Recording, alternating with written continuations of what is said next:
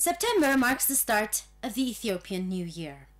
It is the end of the long rainy season in much of the Ethiopian highlands. The wild yellow daisies of the season are in full bloom now, and so is hope for the future. The health of local communities throughout the country's vast landscape is changing for the better, thanks to the dedicated work of a huge army of 34,000 community-based health extension workers, most of them young women, who work in pairs in each and every village across the country. They teach communities about healthy living and how to prevent and manage major diseases. These are the drivers of Ethiopia's flagship Health Extension Program, which was launched over 5 years ago and has enabled the country to make encouraging progress towards all the Health Millennium Development Goals. Today, we are in northern Shoa zone of the Oromia region. Here, we will meet one of these 34,000 agents of change who is making a real difference on the ground. And what is most remarkable is that this change is only the beginning. My name is Gannet Tufa. I'm one of the 2 health extension workers in charge of the Bisandemo village health post. We deliver services to the 4,800 people who live in this village. I've been serving this community for 6 years now, and in this time, I can tell you I have seen a huge change, and I have also learnt a lot. In the past, our community did not really appreciate the value of prevention. It simply wasn't part of our culture. People only sought help when they were ill. There were no latrines, and diseases were widespread. Many suffered from diarrhea and other preventable conditions. Mothers used to die while giving birth, and their children would not survive either, as few understood the value of immunization. At first it was difficult to get people's acceptance. During our house-to-house calls, they would ask, "What did you bring for us? What we want is medicines and injections. All you do is talk to us," they would say. But all of that has changed now.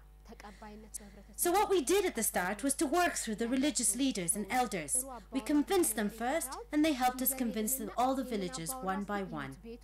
Those families who adopted all the basic health practices, they became role models. People started seeing how they lived, the attention they were paying to their hygiene, and how their immunization was making a real difference to the health of their children. And so gradually, everyone started following their example.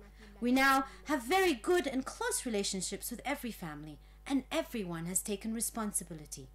Mothers know now all the immunization dates, and they always show up on time with their children to have them vaccinated. They even come to us for other advice whenever they encounter new problems. I am proud to tell you that today we have achieved 100% coverage of all our key services in this community. All pregnant women get prenatal care. All our children have been vaccinated, and there are proper latrines in every home. How did we do this? We did it by focusing on the women. We register and closely follow up on the health of each and every mother and her child, from early pregnancy through to delivery and long afterwards.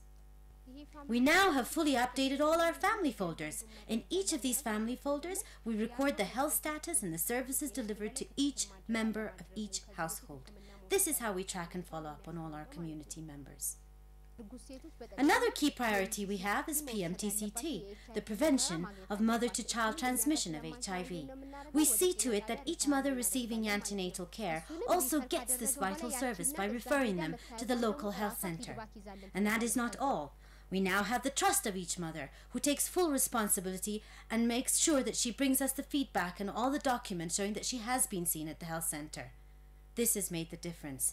Then we do the regular follow-up ourselves. Community members are also proactively taking charge.